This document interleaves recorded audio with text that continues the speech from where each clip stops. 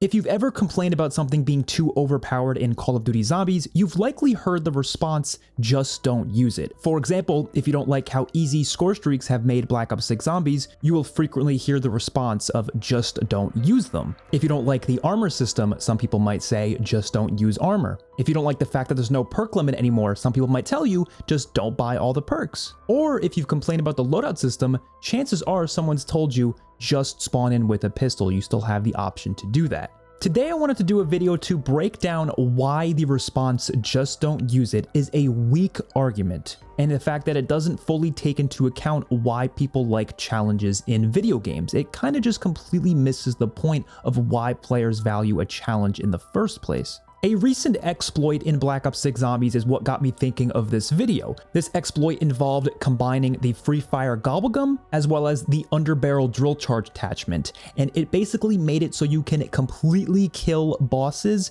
within less than 5 seconds. And I don't mean the regular special enemies on the map, I mean actual boss fight bosses like the Guardian and the Kraken and the Z-Rex. It was absolutely insane, and there's quite a lot of people who have already taken advantage of that since that exploit was available. I'll show you some clips here. You can literally take them out within seconds. Now, thankfully, Treyarch did recently patch this, so it's not nearly as overpowered, but you can still take advantage of this attachment and Gobblegum combination, and you can still kill bosses pretty fast with it, but it's just not nearly as bad as it was before. Now, I don't blame anyone for taking advantage of this exploit whatsoever. I don't think that's a big deal to do that, but when this was nerfed, even though it wasn't nerfed that severely, a lot of people were complaining online that Treyarch was quote-unquote nerfing fun in zombies. And a lot of people have said this in the past as well, where whenever Treyarch nerfs something that is a bit too overpowered or is some sort of an exploit that makes a specific part of the game very easy, people will claim it as them nerfing fun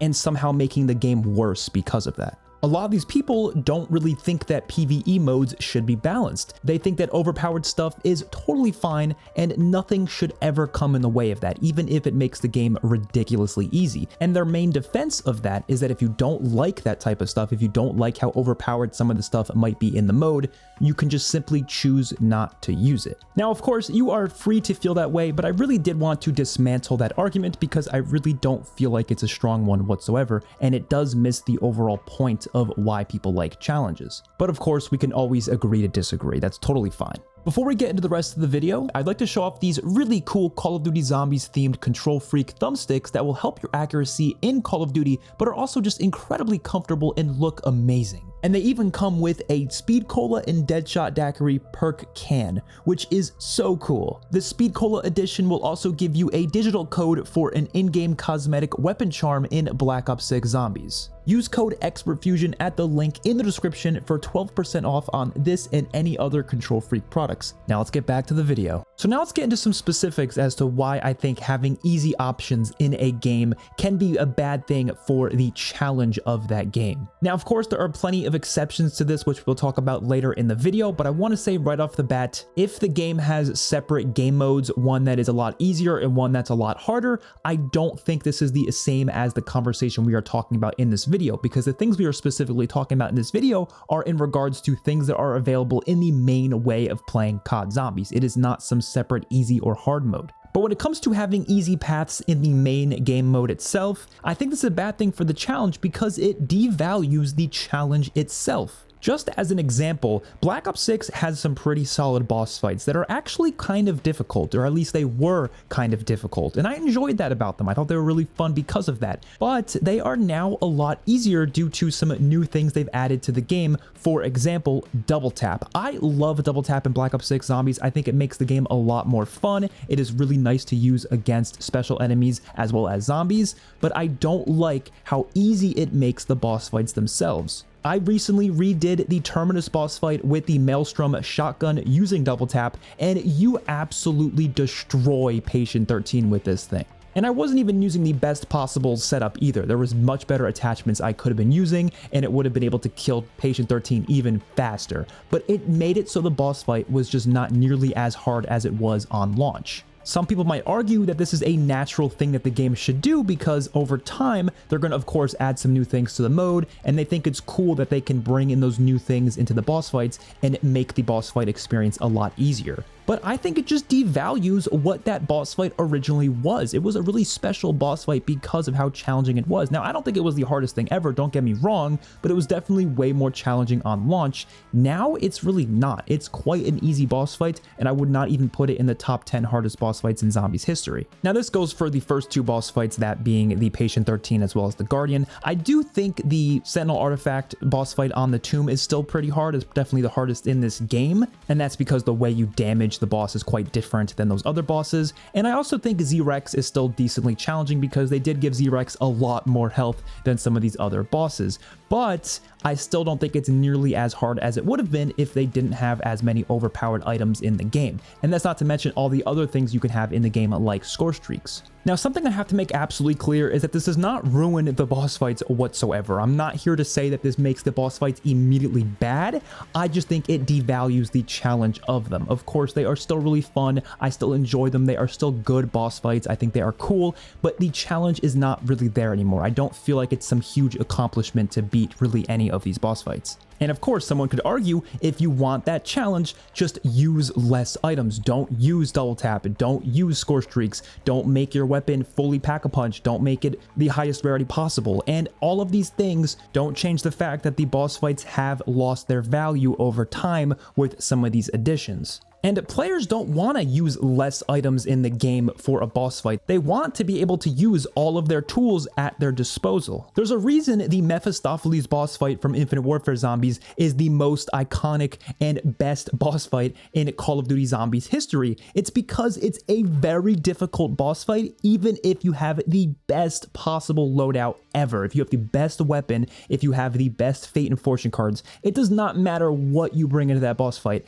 It is always still going to be a very difficult boss fight. It is all about your skill. It's all about learning the boss fight, understanding the attacks, understanding how to manage it the best. It is not about whether or not you bring in a tier 3 shotgun or not. It's not about that. You can bring in the best items possible. There are no easy paths for you. The only easy path for you is to actually learn the boss fight and learn the attacks and get better at the game. That's what makes that a very fantastic boss fight, and that's what makes the value of that boss fight so high, and it makes it so the satisfaction of beating that boss fight an incredibly huge accomplishment that actually means something. The feeling of just knowing that easier option exists does take away from the satisfaction of completing the challenge. A good example I can give is with the loadout system. Like I said before, a lot of people will bring up the argument that you can still spawn in with the starting pistol. You can spawn in with a weaker gun. You do not have to spawn in with a good shotgun or assault rifle or LMG. And the argument I can give to that is when you decide to spawn in with a pistol in the modern games, a much more weaker gun than most other guns in the game, there will be some moments where it will be a little bit harder than spawning in with a really powerful gun. Obviously, the rarity system balanced it out in a way, so obviously you're not going to be able to spawn in with like a really, really powerful gun. Eventually, you do have to upgrade it. But in general, especially for those early rounds, there are obviously guns that are going to be much better than some other guns in the game. For example, spawning in with a really weak pistol is not going to be nearly as good as spawning in with the XM4. But that challenge that you are given with spawning in with that really weak pistol is just not going to be nearly as satisfying to get through as it would be if the game was forcing that on you, if the game had that as the system to begin with, where you had to spawn in with a weaker weapon. Because the whole time you have that pistol that you're spawning in with in the modern games, you're going to be thinking to yourself, man, I could have just spawned in with the XM4 and I would not have to deal with this whatsoever. This is not a challenge I have to go through. I could easily have just done something differently to make this game mode easier for myself, which is what most people are going to end up doing. Like, just imagine this scenario for a second. Let's say you want to get the ASG shotgun on the map Terminus, and that's a shotgun you really like to use and you want to keep it for the rest of that match. Obviously, with the loadout system, you can just spawn in with it. But let's say you wanted the early rounds to be a bit more challenging. Your ideal way of playing zombies is to slowly progress through the rounds and get better weapons as they go. Of course, you still want to go for the ASG shotgun, shotgun, but you don't want to have it like right off the bat. You would rather that kind of take a little bit of time so the game is still challenging to you in those early rounds. The ASG shotgun is a wall buy. So imagine you spawn in with the pistol, you force yourself to spawn in with the pistol instead of spawning in with the ASG shotgun, and then you quite literally just wait till like round 10 to just go buy the ASG shotgun off the wall. You're not really going to have that same feeling of natural progression that you would in the older Zombies games where you eventually got a wall buy of a more powerful gun than the one that you started off with, because that's how those games were built and it worked really well in that way. You built yourself up with points to get those wall buys, or you tested your luck at the mystery box. But trying to force that feeling of natural progression in these newer games is just not going to get that same feeling. You're just going to feel like, well, you know what, I could have just started with the ASG shotgun. I could have just spawned in with it. So it basically is just an unnecessary extra step within that game itself. But it's not what you wanted to begin with. You didn't want to spawn in with this really powerful gun. You wanted to earn it. Another conversation I wanted to get into is the fact that the community aspect of COD Zombies is very important, and a consistent challenge is kind of necessary for that community aspect to work. A lot of people don't want to admit this, but there is a pretty significant competitive aspect of COD Zombies, whether that's with the Easter egg hunt, everyone trying to race to be the first person to complete the Easter egg, whether it's the speedrun community, whether it's the leaderboards, or whether it's playing with your friends and trying to compete with who's going to get more kills by the end of the game. There definitely is a competitive aspect to the mode, and I'm sure many people could agree that back in the day with World at War and Black Ops 1, that was one of the main appeals of COD Zombies. It was competing to see how high of a round you can get compared to your friends. That's literally how we always played it. Back in 2008 with Noctur and Toten, we would literally take turns playing to see who can get the highest round possible with a couple different playthroughs. You can only really do that when the challenge is consistent. But one thing I do want to point out for this whole conversation about friendly competitions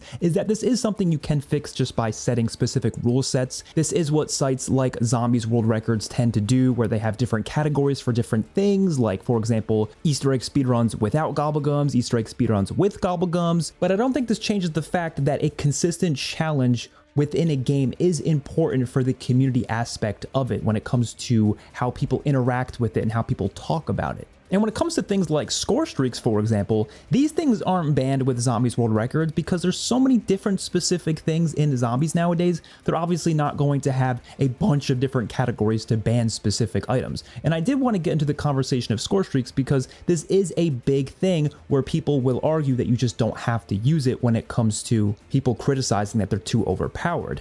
And like I said in this entire video, that's just not the point. People don't like how overpowered it is because it's become the dominant strategy for getting to high rounds. And yes, of course, you can just choose not to use them, but you are going to be thinking in the back of your head, wow, this game really isn't hard by default at all. I'm just forcing a challenge on myself, which ultimately is not going to have the same satisfaction as if the game was the one challenging me. There's also some elements of this game that there's a pretty major gap in whether or not you use score streaks. For example, the golden armor quest on the tomb. Now, I personally love having golden armor on the tomb, but the quest itself is not my favorite because it's either incredibly difficult if you do not use score streaks, but it's insanely easy if you do use score streaks. And I've said many times in this video, I like a challenge, so having that challenge is cool. But the fact that you can easily cheese it with just using the mutant injection kind of kills the fun of it. I never really want to go through that challenge because the whole time I'm doing it, I'm thinking to myself, damn, I could have just been using the mutant injection. Especially if you go down trying to do that quest, it's so frustrating because you're thinking to yourself, wow, I literally just could have popped a mutant injection. I would have completed it in 2 seconds. It would have been fine. We would have been chilling. So that is what makes that not fun. Now, let's say the mutant injection wasn't usable during that step and the challenge itself was the exact same, then it would actually feel like a pretty difficult task that feels rewarding to accomplish. You don't feel like you're wasting your time trying to do it the long way. No, you just feel like that's actually how it's meant to be. Therefore, it's more satisfying when you complete it. One of the most important things about this discussion is that this only works as a psychological concept if you actually enjoy the challenge, if you enjoy the process of trying to learn something and get better at it. That is the only time this works. Because, for example, another conversation where this whole thing could kind of apply to is the conversation of camo grinding. There's a lot of people who have found certain cheats and exploits to get camos unlocked faster in Call of Duty, And I personally have never made the argument that that ruins the game, just because of the fact that I don't really enjoy camo grinding to begin with. I don't think it's a fun process. Now, there's definitely some exceptions there. I'm talking about like certain exploits that make it quicker, like the oil trap exploit, where you can just kind of get the critical kills from the oil trap on Citadel and it counts for the headshots. I mean stuff like that. I'm not talking about using hacking tools to unlock the camo right away. That's ridiculous and definitely devalues dark matter camo completely. But I'm talking specifically about exploits like that in the game itself, where you're just kind of unlocking the camos faster. Do I necessarily think they should patch those or not? I don't really have an opinion either way, but all I'm saying is that stuff doesn't bother me nearly as much because camo grinding isn't something that I'm particularly that interested in to begin with. So I'd like to imagine the people who are saying stuff like, just don't use score streaks if you don't like them, just don't get all the perks if you don't like no perk limits. They likely just really enjoy using score streaks. They don't want that to be changed, or they enjoy having all the perks and they don't want that to be changed, or maybe they don't like it when boss fights are too challenging, and that's totally fine if they feel that way. But I think it's important to point out that difference because, like I said, for the camo grinding situation, I would never fault someone for wanting that to be patched. I would never fault someone for thinking that the oil trap glitch shouldn't exist in the game because maybe they really love camo grinding and they think it's a really valuable experience to get through all the different challenges the legit way, and they want that challenge to be valued. I totally understand, and I could honestly understand why they would want the game to be patched because of that. Something I also want to make very clear is that I am not suggesting that zombies should never have any overpowered stuff, because I think that is completely ridiculous. Zombies definitely should have overpowered stuff. I love very overpowered wonder weapons that just shred the zombies, shred the special enemies, and are really, really fun to use because of that. I love having really overpowered equipment. Of course, there should be some really useful things in zombies, but there's a few key points of how the developers should be handling overpowered things in zombies. First of all, the core game should be very hard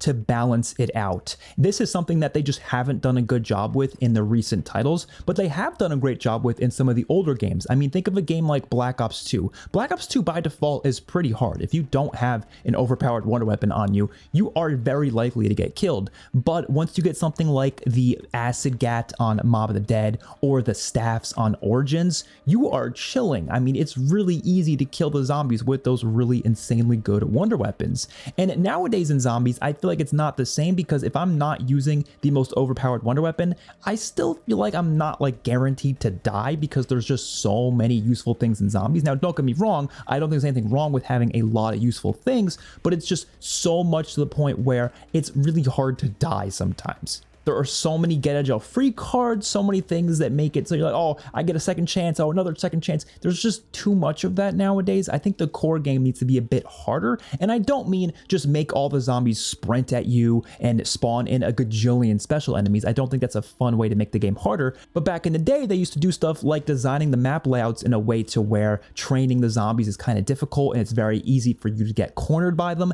That was one of the main ways they used to make it challenging. And I think that's always pretty cool. And also having some really difficult to kill and really powerful special enemies is also nice. Just don't have them be spammed throughout every single round. The overpowered things should also be hard to earn in the first place. This is a big issue with modern zombies as well. Like, for example, the score streaks. It is way too easy to get some really overpowered score streaks in zombies. You can get so many mutant injections back to back to back, especially in those later rounds. They're just so easy to come by, and that's not a good thing. These things should be harder to earn. It should take a longer time to get to them. Something like the God Mask on Revelations is such a useful item that makes it really, really easy to play Revelations, but guess what? It takes a while to get it. You actually have to do quite a bit. But in modern zombies, you want tier 3 armor, just get 14,000 points. That's really not that hard. You'll definitely get that by like round 20 or round 25. So you're going to have all your armor by then. And lastly, these overpowered things should take skill to use.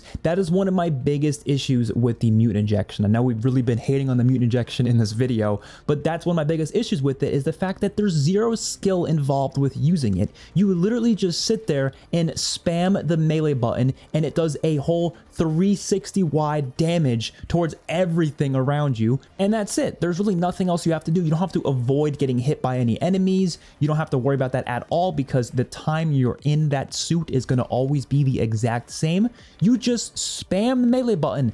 That's it. There's no skill involved. There should be a little bit of skill involved though. They should have redesigned the mutant injection so maybe it's even more powerful, like maybe you can kill even more enemies, but if you get hit a certain amount of times, maybe it depletes it a little bit faster, so you have to be smart with what you're hitting. Maybe the melee does increase damage, but only right in front of you, so you have to actually be aiming at the enemies that you are hitting with the mutant injection. There's so many more things they could have done to make it actually interesting to use and something that you could actually get better at using, but that's just not how it works. Like I said, there's no skill involved in it whatsoever. You just use it and you just spam the button and that's it. I'm going to give a very relevant example right now from a game that has really overpowered stuff that takes a ton of skill to use, and this is Star Wars Battlefront 2. Everyone's been talking about this game lately. It's been getting this huge resurgence, and it's absolutely amazing to see. And of course, it is a multiplayer game, but the point still stands here, where this game has some really cool heroes and villains that you can play as, and they actually take quite a lot of skill to use.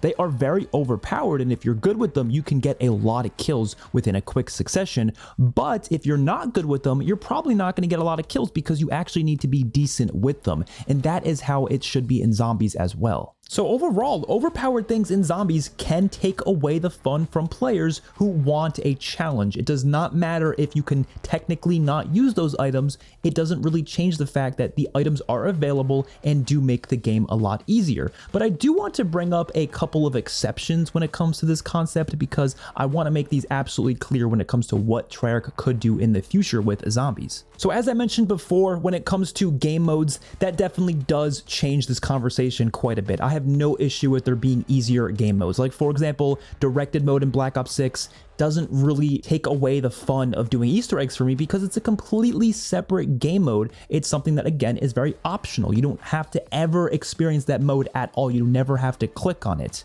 Now, if they had directed mode released at launch with the maps, then I do think it would suck, because then you would think to yourself, well, where's the Easter egg hunt? What's even the point of doing the Easter egg hunt? Everyone's just gonna jump into that mode so they can see exactly how to do it right away. But of course, they did a great job by making sure directed mode is not put into the game until a month after the map releases. So that's awesome, and I have no issue with that. That's a mode that obviously makes the game easier, but in a way that does not take away from the satisfaction of beating Easter eggs. This also goes for any like separate difficulty modes that they might do, where they give you an easy mode, like for example the casual mode back in Black Ops 4. I have no issue with that. My only main concern with this is whether or not you're given the same rewards for beating the Easter egg or for doing other certain things. Thankfully, directed mode did a good job with this, where you aren't given the same Easter egg rewards as you are in the regular mode, which is why I think directed mode is a good example of an easy mode done right. But let's say it wasn't done that way, then it would obviously be a huge problem. This is one of the reasons I don't really care to use the Rampage Inducer, because I don't see any benefit of using it other than, okay, the game goes by a little bit faster, but I don't really always need that all the time.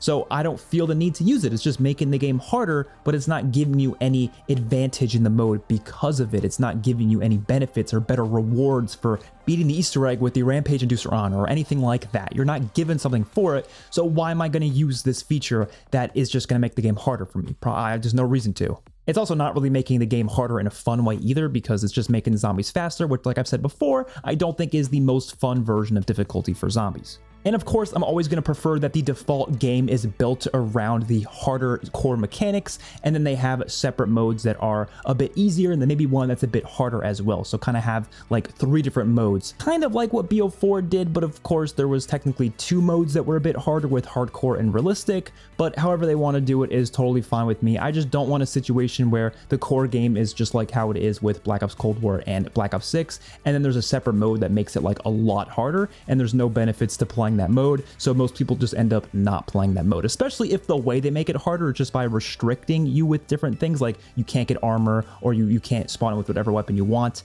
People are probably not going to play that mode that much, just because they're going to be thinking to themselves, what's the point? Well, I'm not getting anything out of this. It's not the way the game was designed. I also think Gobblegums can be an exception with the conversation of difficulty, because Gobblegums are intended to be limited use. Gobblegums in general are something that I did want to discuss in this video video in their own section, which is what we're going to be doing here, because I do think the only game where Gobblegums did significantly ruin the challenge of the game was with Black Ops 3, because of the fact that Black Ops 3 let you basically have unlimited Gobblegums. And a lot of people would argue that that's totally fine because it's optional. And again, the whole thing we've been discussing in this video, yes, it's technically optional, but you are going to be thinking in the back of your head, damn, I could really be using a lot of overpowered Gobblegums right now to make this game a lot easier. Therefore, the challenge of the map doesn't really feel the same. There's quite a lot of ways to cheese the boss fights in Black Ops 3 Zombies with specific Gobblegums. But with games like Infinite Warfare, Black Ops 4, Black Ops 6, Gobblegums are limited use. There's really no way to get an unlimited amount of them unless you're spending hundreds upon hundreds of dollars on the game. So I don't really have as big of a problem with Gobblegums. Although overall, I'm not a huge fan of Gobblegums in Zombies, but like I said, I don't think it's the same as what we've been talking about in this video, because of course they do make the game easier, but because they're limited use, you're not intended to pop a Perk-a-Cola every game. You're obviously not intended to do that. Like I said before, I do think that negatively impacts Black Ops 3 just because you can have an unlimited amount of them, but in the newer games, it's not like that. I also think there's an easier distinction between not using any Gobblegums versus using Gobblegums, whereas you don't really have that same distinction with like score streaks and armor and various other features in the mode. So it's just a lot easier with the conversation of Gobblegums, whether or not you interact with that feature at all versus interacting with it. But one of the worst things about Gobblegums is how it's impacted public matches, which is another discussion that can definitely defend my points in this video, because a lot of this whole conversation surrounding just don't use those items obviously isn't going to apply to public matches, because other players you're playing with will likely be using those items. So if you say to someone, just don't use Gobblegums if you don't like them, well, how are you going to tell it to someone who's playing a public match with other players who are more than likely going to pop every single Gobblegum in the book? And when it comes to score streaks, they're going to do that same thing where they're just going to keep using them, or when it comes to spawning in with whatever weapons they want. Obviously, they're not going to adhere to how you want the game to be played exactly. Therefore, public matches are just not going to be as fun for someone who wants an actual challenge. The last exception I want to talk about in this video is in relation to Easter egg rewards. The main example here being Director's Cut. I'm a big defender of the Director's Cut mode from Infinite Warfare Zombies. I think it's definitely the coolest super Easter egg reward they've ever done. I absolutely love the idea behind it. I love how fun it makes the game in Director's Cut mode. And a lot of you might be questioning that, thinking to yourself, well, Fusion, you keep saying in this video that you hate things that make the game too easy, yet Director's Cut definitely makes Infinite Warfare Zombies a lot easier, and that is very true, but it's also a super Easter egg reward. You had to beat every single Easter egg to get this, and it's a separate toggleable mode for Infinite Warfare. And I would also argue that a lot of Infinite Warfare Zombies is still pretty challenging even with Director's Cut mode, because it's just how the game is designed. Yes, of course, it's a lot easier with Director's Cut, but it still has its challenging moments here or there. For example, Mephistopheles, which is a whole other journey you get to go on, going through all the Easter eggs again, all leading up to Mephistopheles, which you have to do in the Director's Cut mode. And of course, it's a very challenging experience. So stuff like that is totally fine with me, and I absolutely love it, assuming there's a way to toggle it on and off. Overall, I thought this video was important to make because I really have heard that argument of just don't use it when it comes to COD Zombies just way too much. And like I said, you're totally allowed to feel that way, but I would love for you to give your arguments in the comment section down below against what I have discussed in this video. Hopefully you guys enjoyed. I will see you all in my next one. Peace out.